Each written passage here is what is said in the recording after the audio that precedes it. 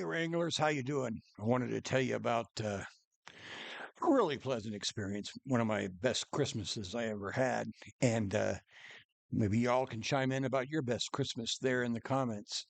So anyway, it's you go to bed on Christmas Eve, excited as heck. By the way, but I'm about 5 or 6 years old at this time, maybe a little older. I can't remember precisely.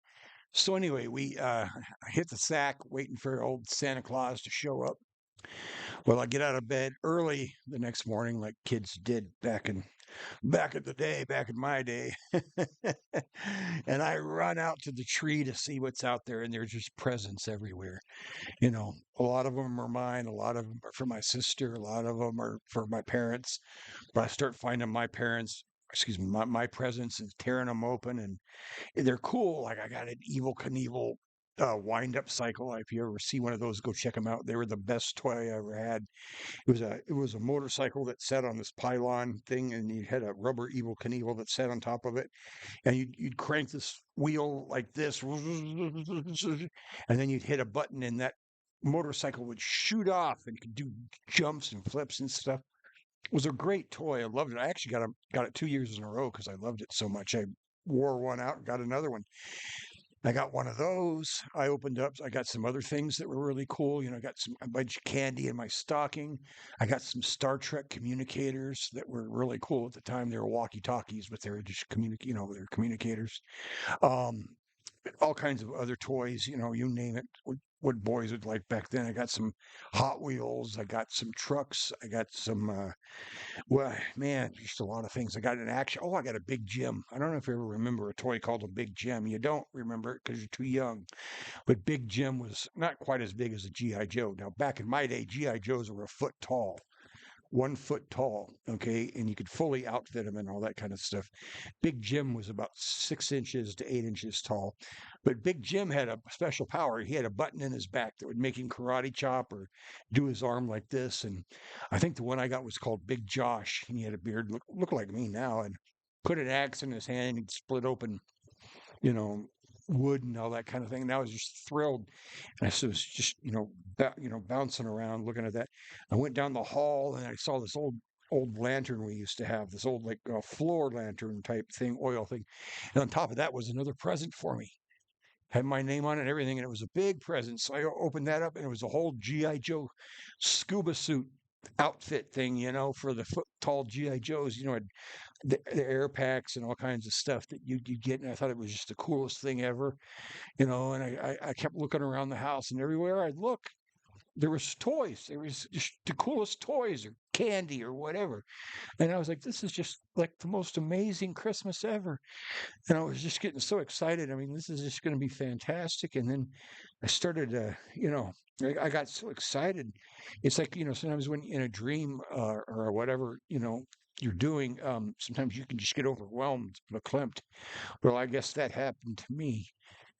And what happened is instead of feeling like I was falling off a cliff and going to hit the ground, or I got so scared that I woke up, I got so happy that I woke up.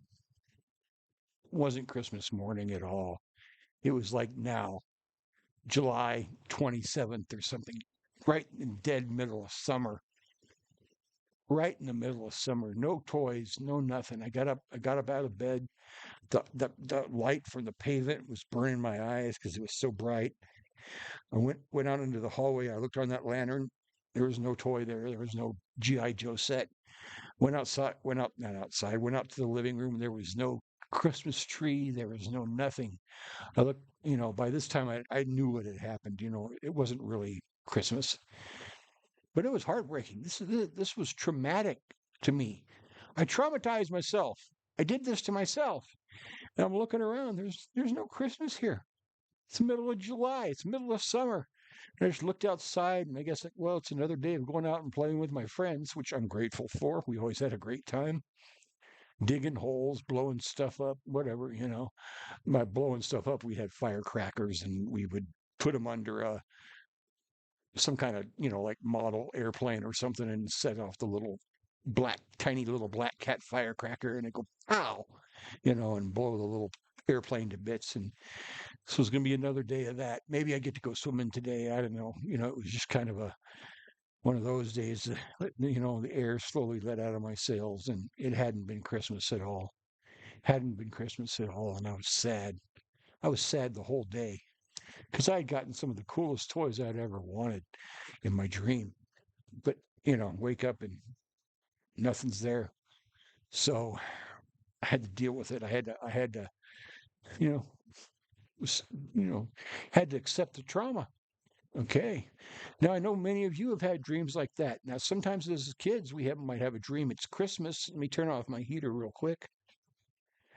Um, or maybe you dreamed that an ex came back to you, or there was some kind of happy event that you were in the middle of, and you woke up, and then you have that empty feeling that it's not real. It's just a dream. It just and then you feel like you're sitting on the you feel like you're almost sitting in a desert. It's just dry and windswept, and you're by yourself, and the wind is howling, and it's not too hot and it's not too cold, but for whatever reason you're shivering because it's hit you that hard. What you thought your dream had come true in your head, and now in real life you're kind of, and it's just you're just in a state of desolation, no matter what it was. So we've all been there. We've all done that. This is the one that sticks out in my mind. I've had other dreams about other things as adults that happened like that. But anyway, I'd be anxious to hear some of your dreams about these kind of things. I wouldn't really call them nightmares. I just would call them, um, well, what they are, heartbreaking dreams. Um, I haven't had any lately that I can remember, other than no. I sometimes I dream I'm going places. Sometimes I dream I'm doing something, and I'm not really doing it. I'm, you know, at home or whatever. But those aren't nearly as traumatic as thinking it's Christmas time with all the best toys in the world, and you get up, and there's no Christmas. It's the middle of summer. So what do we do? What do we do? Or maybe you've had the opposite dream. Maybe you're freezing your ass off and there's snow outside and it's slushy and cold and icky, and you got to get up in the morning and go to work and scrape your windows off, and you know that you got to do all that.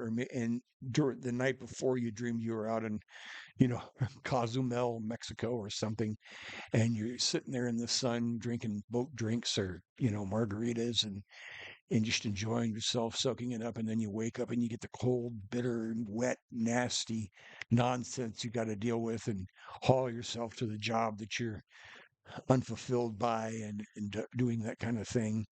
Or it's one of those dreams where there's some awful ones too. There's those dreams where you're in college, and you suddenly realize that you've forgotten to go to class for so long, and you're looking at your schedule, and the class had started weeks ago, and it's almost coming up to the first final or maybe the last final, and you're panicking. You don't know what to do. How do you get to the class? You finally get to the class and you sit down for the first time, and it feels like you got icicles in your blood because you missed so much of that class. I used to have those dreams all the time in college, and a lot of you have too. I know I've heard people say they have. Our minds mess with us in different ways. I don't, it's kind of your mind's kind of a jerk, if you want to look at it that way.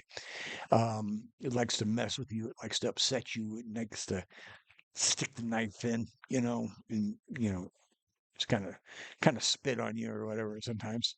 And so I've had plenty of those college dreams, or we have the underwear dream where we run into someplace and we're just in our underwear or whatever, and those can be embarrassing as well. And I guess my latest version of those is I might be out traveling somewhere and I find a nice hotel and I stop there, and it's weird. My dreams always seem to take place in the same area. I mean, literally, I'll dream about a place and I'll go back nights later and be in a similar place in the same town or whatever, but I've all got it mapped out in my head. But it's just as real as a town here. And like I'm traveling, and I know there's this hotel I want to go to, and I might go to this hotel and really having a good time. Like there's one in my dreams. It is a hotel, and and part of the hotel is connected to a mall. Okay, like a shopping mall, old shopping mall. And so I'd get up out of my room, I'd go down to the shopping mall, and inside the shopping mall was a small casino. I'm not a big gambler, but I like the way casinos sound. It's the key of C, and people are playing and plunking, and I go down there and I like to just look at the casino, and I might put a few quarters in and play, and I really enjoy that. And then I walk outside, and there's all the expensive shops that I'm not going to shop in, and then I see some stairways, and I would go up, and then what's really cool about this mall is there's a museum in it where you can go learn a bunch of stuff. And then sooner or later, something will happen and I'll get pulled back to reality. And by pulled back to reality, meaning I'll have to leave. And all of a sudden, I'm driving down the road and there's nothing on the road except, grass on both sides, and not even green grass, just yellow, overgrown grass. And I'm heading down the road forever. And, and I'm bored and missing the place I was, because now I'm just traveling. But so anyway, I'm rambling here. Let me tell you this: if you want to like and subscribe, got plenty of good videos. I just wanted to get this dream stuff out there in the open, and I want to hear about your dreams. I want to hear if any of these sound similar to you, because I think we all share some of that, some of these both joyous and disappointing dreams that they're not nightmares, but they're cruel. They're your stupid brain being cruel to you. And I want to hear about those. So like and subscribe, and I will see you at the next Roundup Wranglers. Bye bye.